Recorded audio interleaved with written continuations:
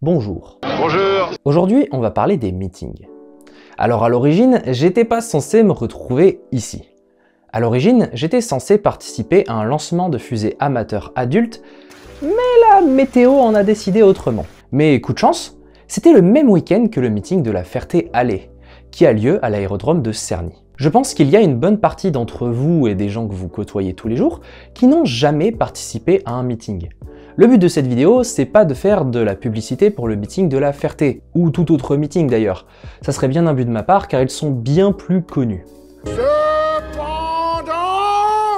Pour ceux qui n'ont jamais participé à un meeting et qui se demandent si ça vaut le coup, je peux vous éclairer.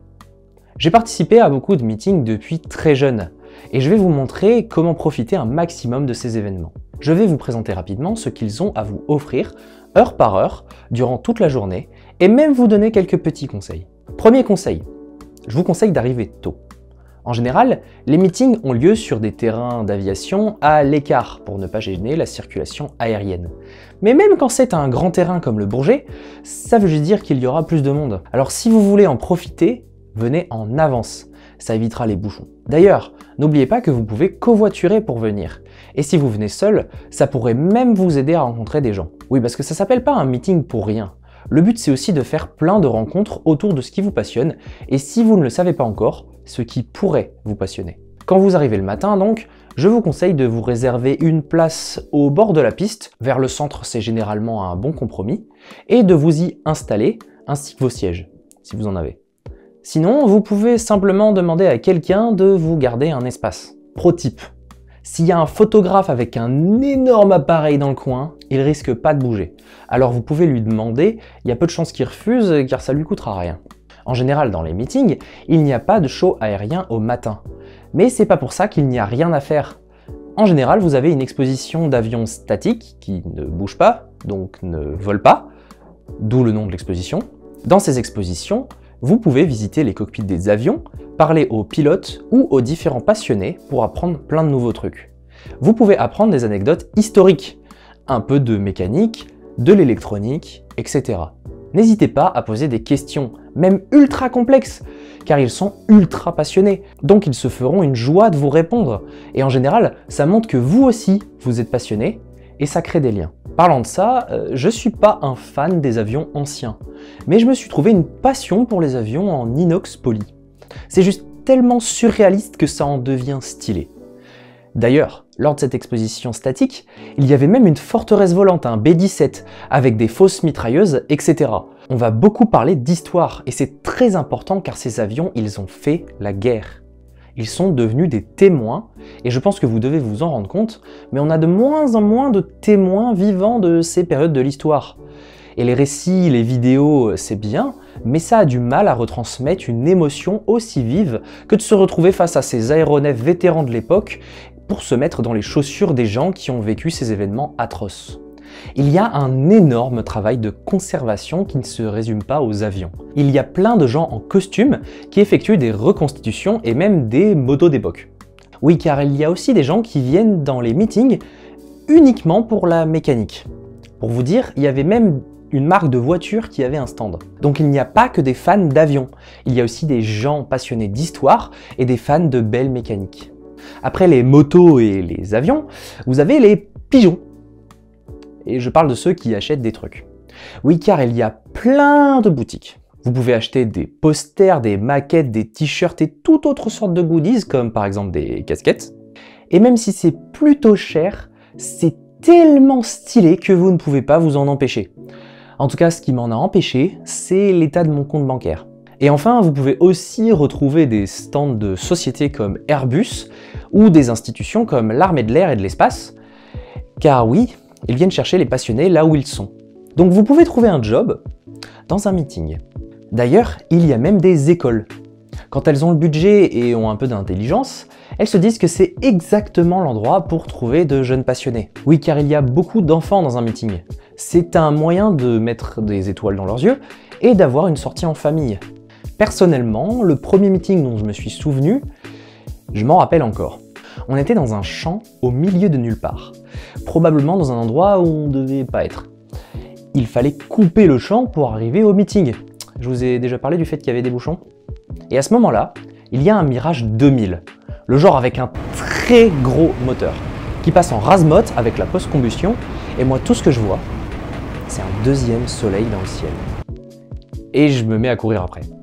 Je pense que c'est ce jour-là où une passion a débuté pour moi et elle ne s'est jamais arrêtée. Tout comme les 2 points d'audition que j'ai dû perdre. Bref, avec tout ça, il est déjà midi. C'est le moment d'aller manger. Alors vous pouvez prévoir votre snack, moi c'est ce que j'ai fait, mais il y a plein de fast-food ou de restaurants où vous pouvez manger, alors profitez-en. Enfin, au début de l'après-midi, c'est le moment où le show commence. C'est ce qu'on attend tous. Il y a des avions qui volent depuis des heures, mais là on passe aux choses sérieuses. Donc allez retrouver votre place au bord de la piste et profitez un maximum. Je vais vous présenter une partie des shows que j'ai vus et filmés lors de ce meeting. Sachez qu'ils changent tous les ans, donc c'est pas la peine de me dire que je vous spoil. Mais ce qui est sûr, c'est que c'est beaucoup plus impressionnant en vrai. Pour ouvrir le bal, on a la team Raven, qui est une patrouille anglaise. Alors une patrouille, c'est une formation d'avions qui font des présentations de voltige.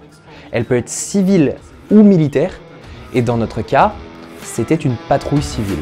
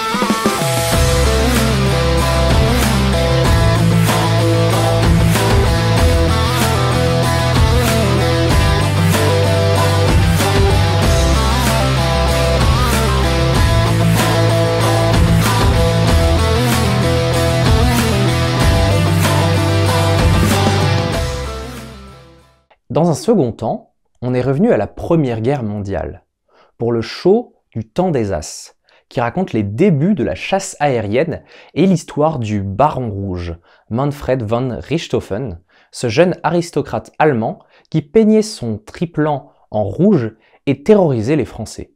Il finira par être abattu par un soldat australien qui se situait au sol et dont on n'a aucune photo, d'où le travail de mémoire très important.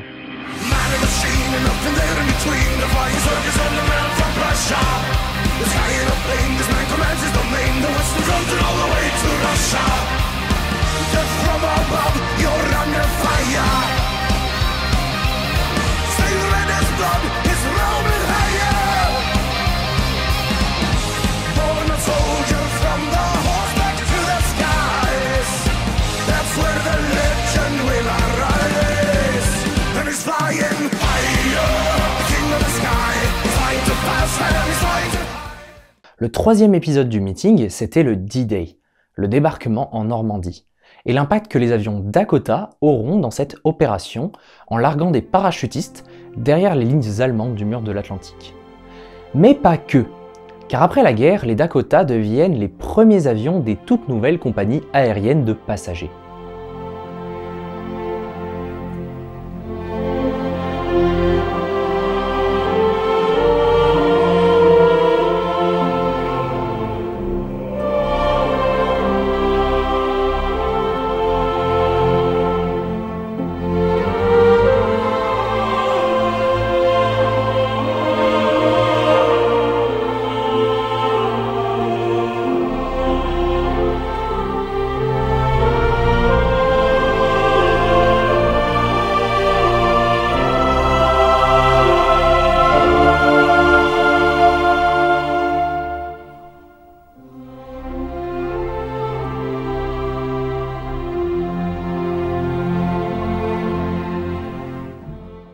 Ensuite, c'était la bataille d'Angleterre, avec le légendaire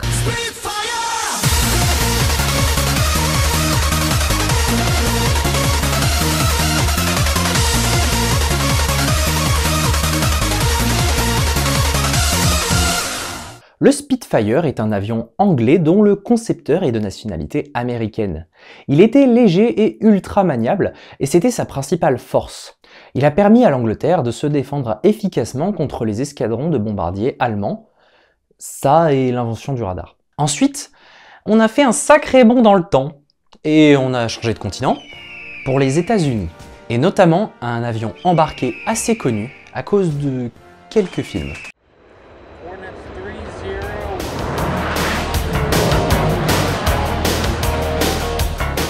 Le F-18 Hornet, qui n'est pas mon avion préféré, car c'est dommage qu'aucun F-14 Tomcat ne vole encore aujourd'hui à part en Iran, mais cet avion est quand même ultra stylé et il rugit pas mal.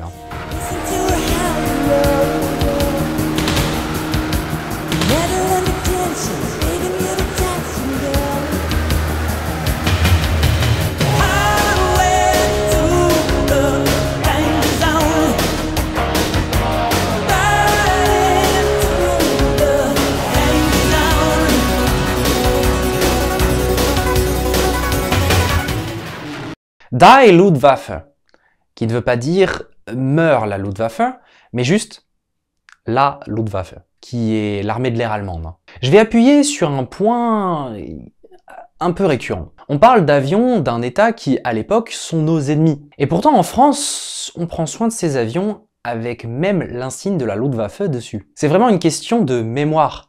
Et c'est dans ce genre de meeting que les anciens pilotes de toute nationalité, après les guerres, sont venus pour se rencontrer. Car même s'ils étaient ennemis à l'époque, ça n'était pas une raison pour garder leur histoire de leur côté. Car ensemble, ils étaient capables de sauvegarder cette histoire, qu'importe leur nationalité.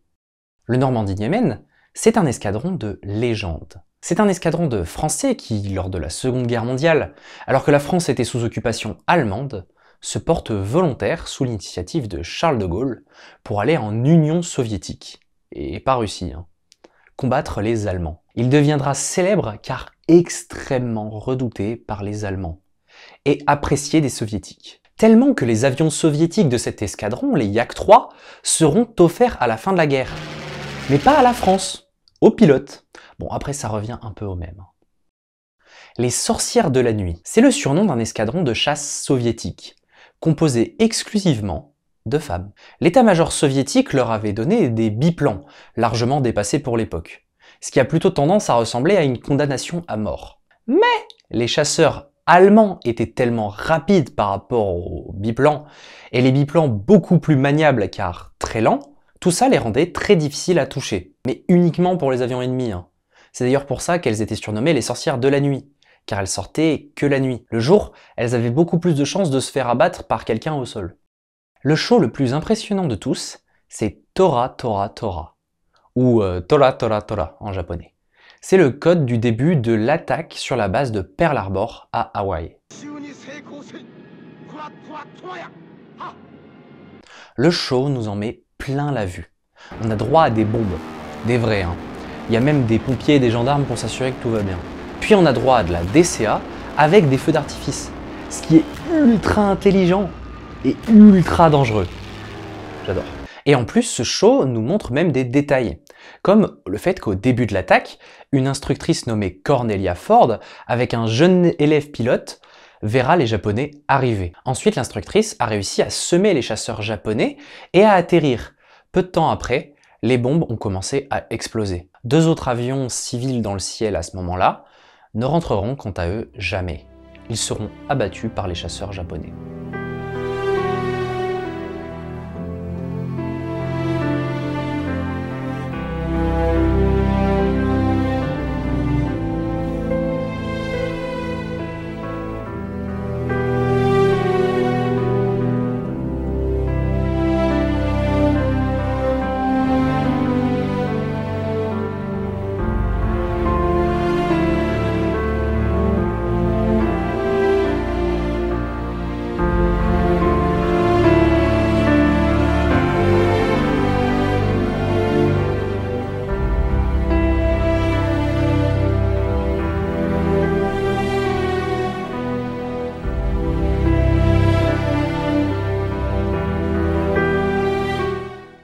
En restant sur le thème de la guerre du Pacifique, on trouve un avion magnifique, le Catalina. Le Catalina est l'un des hydravions les plus construits au monde, car il était facile à produire et avait un rayon d'action immense. C'est pour cela qu'il a beaucoup servi au-dessus des océans, que ce soit pour le transport ou la chasse des sous-marins. Moi je trouve que le Catalina a une sacrée gueule. Cet avion, il est tellement atypique qu'il en devient magnifique. Le prochain show m'a beaucoup étonné. Je suis pas vraiment un grand fan de voltige aérienne. Et en général, je préfère les patrouilles. C'est plus impressionnant, il y a plus d'avions, etc. Mais là, je dois dire qu'on est tombé sur un spécimen. Le capitaine Florent Andon, c'est le roi du flex. Et le pire, c'est que même avant de décoller, il flex. Et même après son numéro ultra long où il se prend DG et DG, il continue. Il s'en fout.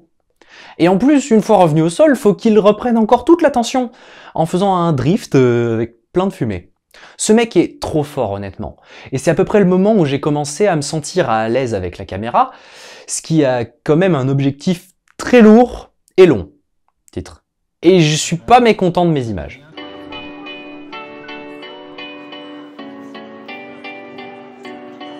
There was a time I used to look into my father's eyes. In a happy home, I was a king, I had a golden throne. Those days are gone, now the memories on the wall. I hear the songs from the places where I was born. Upon a hill across the blue lake, that's where I had my first heartbreak. I still remember how it all changed. My father said, don't you worry, child. See, heaven's got a plan for you. Don't you worry now.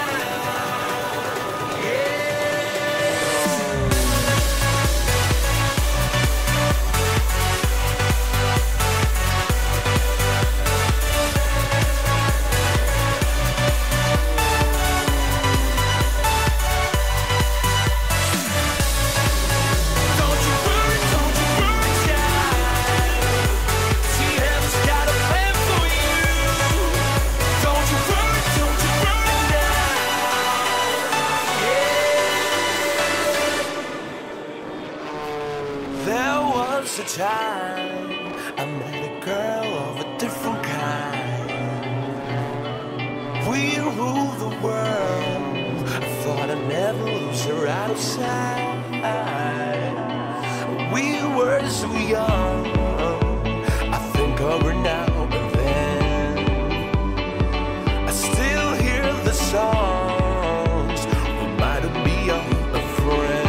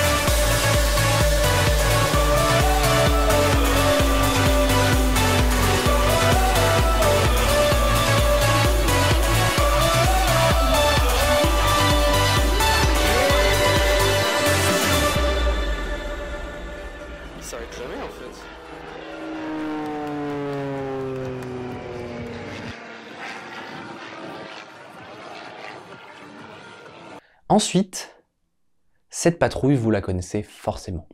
Qui ne les a jamais vus, même au hasard, ou en juillet? Et je veux bien évidemment parler de la PAF, la Patrouille de France. C'est vraiment toujours incroyable ce qu'ils font. Mais je vais vous laisser profiter car c'est une expérience très cool. Bon, même si le zoom est trop fort, je pouvais pas dézoomer assez pour avoir tous les avions dans le cadre, donc j'ai fait au mieux.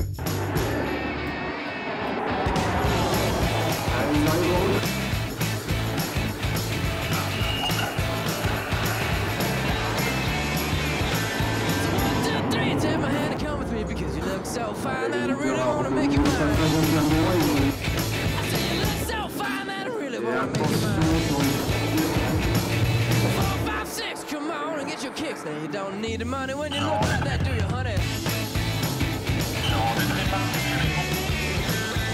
Big black boots, long brown hair, so sweet, like a sea. You were with me, but you were with another man. Yeah, I know we ain't got much to say.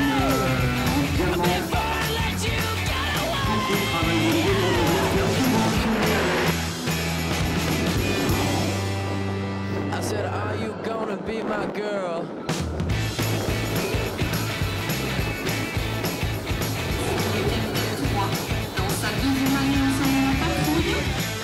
One, two, three, take my hand and come with me because you look so fine that I really wanna make you mine. You look so fine that I really wanna make you mine.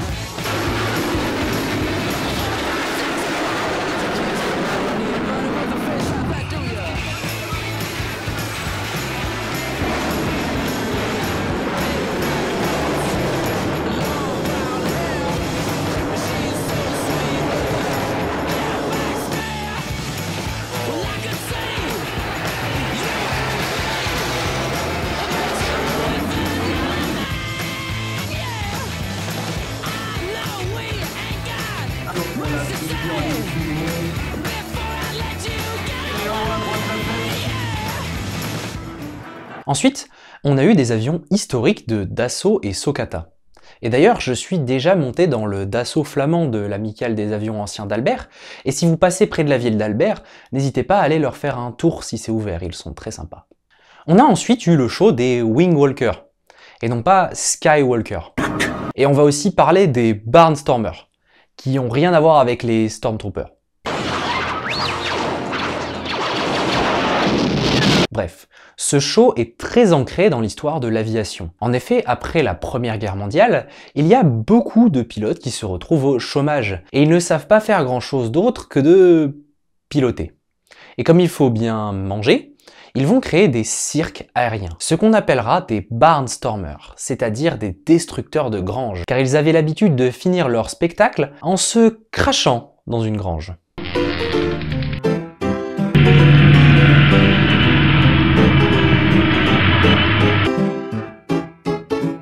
Et les wingwalkers, les marcheurs d'ailes, comme leur nom l'indique, sont généralement des femmes qui marchent et dansent sur les ailes des avions, pendant que ces avions font des figures. Et je donne pas cher de leur espérance de vie à l'époque.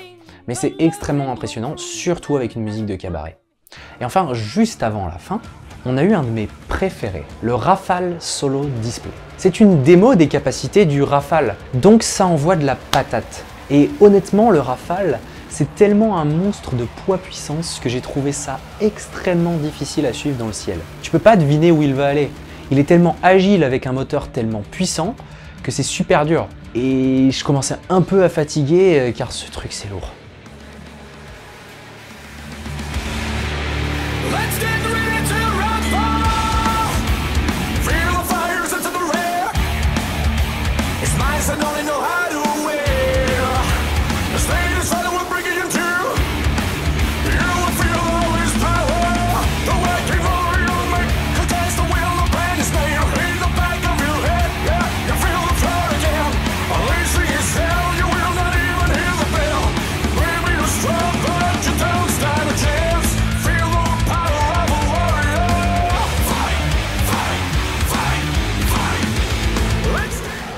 Finalement, le show s'est terminé avec des avions encore plus anciens que tout ce qu'on avait vu. Ces avions ont comme carburant de l'huile, donc ça laisse une sacrée odeur, mais pas forcément désagréable, c'est comme l'essence, si tu la sniffes, tu peux planer. Et c'était assez impressionnant de voir les premiers avions en toile qui ont volé, et on a eu beaucoup de chance, parce que la météo était de notre côté. Il y avait quand même eu une tornade à La Ferté. Après le show aérien, c'est le début de la fin. Mais ne partez pas trop vite, car vous pouvez toujours faire des boutiques et surtout rencontrer les pilotes du show, la Patrouille de France, le Solo Display, et surtout échanger avec tout le monde. Et je vous conseille de parler aux gens. Montrez-leur que vous êtes content d'être là, et pas seulement aux pilotes. Je ne sais pas si vous vous rendez compte, mais ce genre d'événement demande une logistique de dingue. Entre les gendarmes, les pilotes, les contrôleurs aériens, la sécurité, les bénévoles, les exposants, les commerçants et les organisateurs, je ne peux que leur dire merci pour nous faire vivre tout ça et je vous encourage à faire de même. Partagez ce genre d'événement, partagez cette vidéo et surtout partagez votre expérience. C'est le meilleur cadeau que vous pouvez leur faire. Et je vais terminer en vous laissant avec le pilote de voltige Florent Audon qui a bien voulu faire l'outro de cette vidéo. Bonjour à tous, on est ici à la Ferté-Alais après un sublime meeting lors de la 51e édition du Temps des Hélices et je suis avec le fondateur de la chaîne Taranis, donc n'hésitez pas à vous abonner et à suivre ses prochaines publications. Bonne soirée. Alors petit conseil gratuit en plus, notez votre place de parking.